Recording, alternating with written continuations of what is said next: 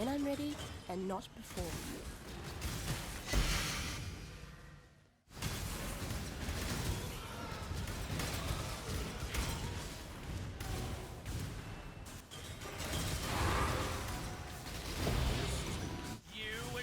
I need more mana.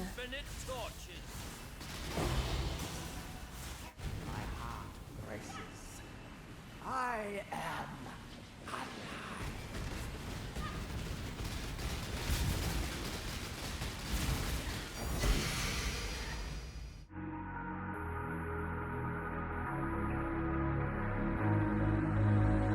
Hey, what's up everyone? I've spent the past 30-ish hours, many of those 30 hours actually, while I was awake, working on the Blade Vortex original Sin build that I talked about yesterday. That was just like a rough sketch, and I've spent the past 30 hours working on it, putting it together, trying out as many variations as I could. When I make a build, it's more about like brute forcing it through a lot of time, a lot of experimentation, much more than just sitting there in PoB and like tweaking everything exactly in there. So it takes me a long time to make my builds, but in the end, I end up very proud of them because I've usually worked out all the kinks and I make it at least comfortable for me. So what this video is just a very quick, rough showcase of what I've done in the past 30 hours. This process will take me a few days. It is definitely not done yet. Also, caveat, this build requires a ring that is very expensive / hard to get. You have to do the no-hit run for the original Sin ring.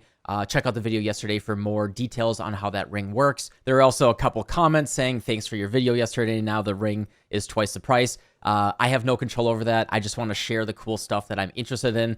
A lot of people are actually building around the ring right now, like Rutu and Waggle also are playing original Sin builds right now. So as soon as the availability is out there, build creators start working on builds. And this is just what happens. This is how it's always happened in Path of Exile. This is how it will always happen in Path of Exile. If you don't like it, I mean, that's just reality. You know, become a build creator yourself. And then you can also be sad when the price of something that you're sharing goes up. I want people to play the builds that I'm working on because I think that's the cool thing, right? Like, I have fun with the builds.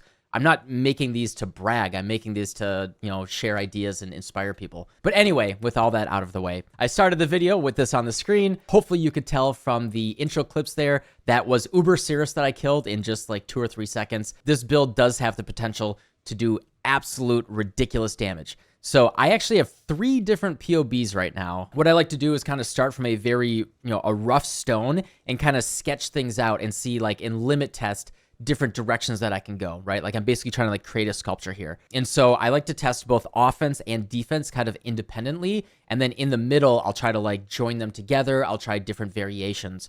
So what this is literally only damage. There is no defense in this whatsoever. As you can see, I actually very purposely unspec'd every single life node that I could.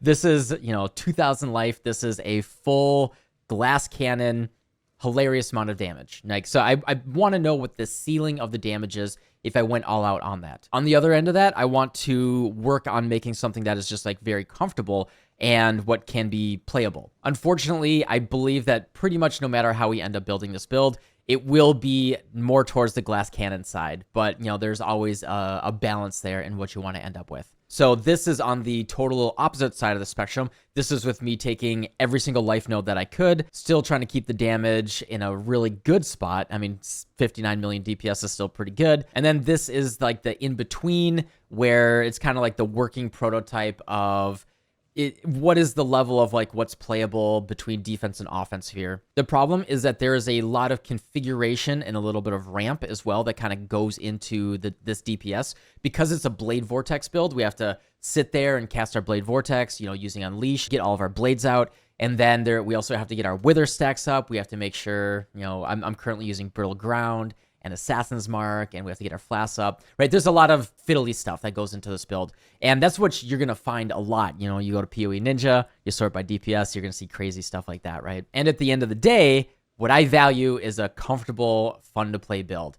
And so I have this third POB that is just something in the middle, and then in-game, I'm sitting here and playing with everything that I can, all of these different gems. Is adding a second curse good? Is adding like Vortex good to have chill for additional damage there and also a little bit of defense? Am I better off going for max spell suppression?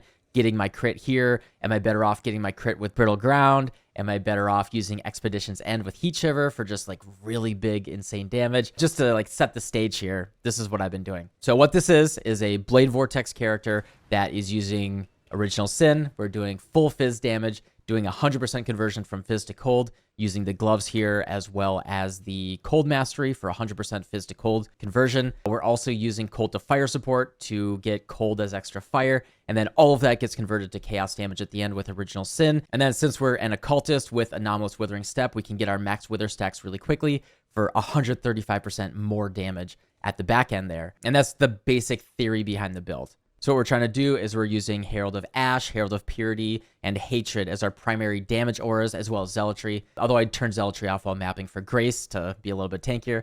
That's one of the techs that I do.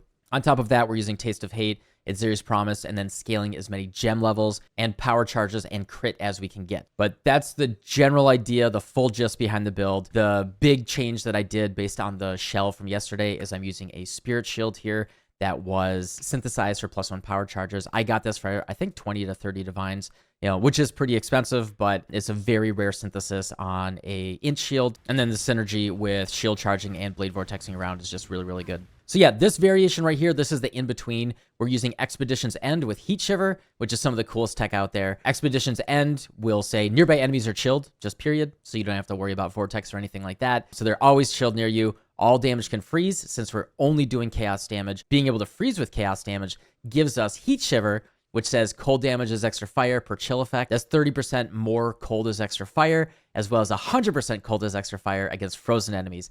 And since we are basically freezing every single hit, we're getting 130% cold as extra fire as well with this combo. And honestly, the amount of damage and even the defense that we get from chilling on basically every single hit, I think that this is probably the direction that I'm going to go. And then as a total alternative, the other option is to go for a Blizzard Crown, get some flat cold right there, crit multi, +1 power charge, and, the easiest thing you can get there is the Blade Vortex duration. And then a Sacrificial Garb, which gives us level of Vol Gems. You very specifically want Vol Blade Vortex, which will give you +1 level there, +1 curse, spell crit, stuff like that. This is the more defensive option. We lose a ton of damage. So for reference here, we'll see 113 damage per second. If I turn off Chill and Frozen, it goes down to 64. So that's the real big difference with the Expedition's End and Heat Shiver combo. It literally doubles your damage, which is enough where I think it's probably worth building around. Other couple cool little tech things is when we're going in to start a boss fight, I've been putting on Relakesh's Impatience,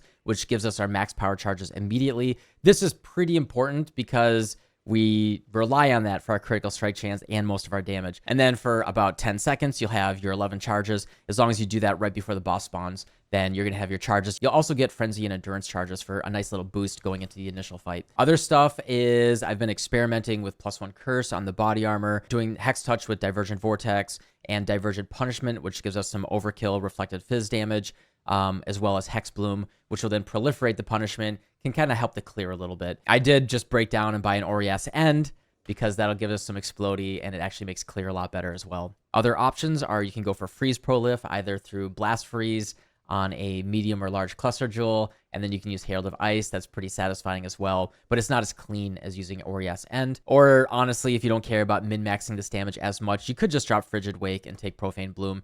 You will lose 15% damage. It hurts when you have 100 million DPS and you lose 15 million DPS when you drop it, and you're like, damn, I'm down to 85 million DPS. How will I ever live? That is what I recommend doing if you just care about clearing. Profane Bloom just, fixes most of those problems. So yeah, there's a lot of stuff going on. I don't want to make this like a full 30-minute build guide. I've already talked honestly longer than I was planning to. There's a lot of pieces in here. What I'm going to give you guys is the 3 different POBs that I have. They totally have bits and pieces put into them that are for better, for worse. Like some things are fake, some things are experimental. This is just a full prototype. This is not a final build at all or a full build guide. Other thing is I have the Sanctified Relic that I put Mage Bane on it with +1 power charges. This allows me to max out my spell suppression, at least when I have the Sacrificial Garb on, when I want to go for the more defensive variation. I also have that, which is obviously very, very huge for my configuration. It's in a very weird experimental thing. There's a lot of different ideas. You could throw in an Ashes of Stars. I could just talk forever. There's like 100 different things. I'm still balancing and juggling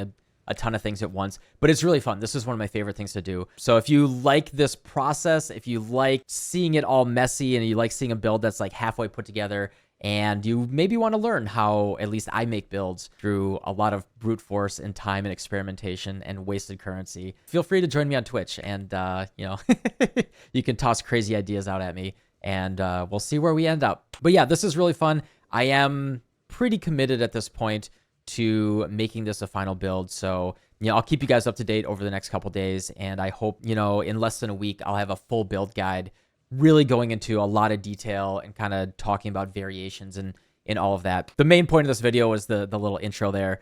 The prototype worked. The theory that this build would do comical, ludicrous, plaid amounts of damage came to fruition. I was honestly very, very surprised. In fact, I accidentally put in Uber Eater yesterday, and I killed him not knowing it was Uber Eater. I was doing so much damage that I thought I was doing regular Eater, which is pretty crazy. But yeah, anyway, I'm gonna go keep on fiddling with this. Probably no stream today. I think I'm gonna rest up and just keep thinking through stuff. This is pretty cool, and I'm excited to turn this into a full final build and share it with you guys. So yeah, thanks for watching, and I'll see y'all tomorrow. Goodbye.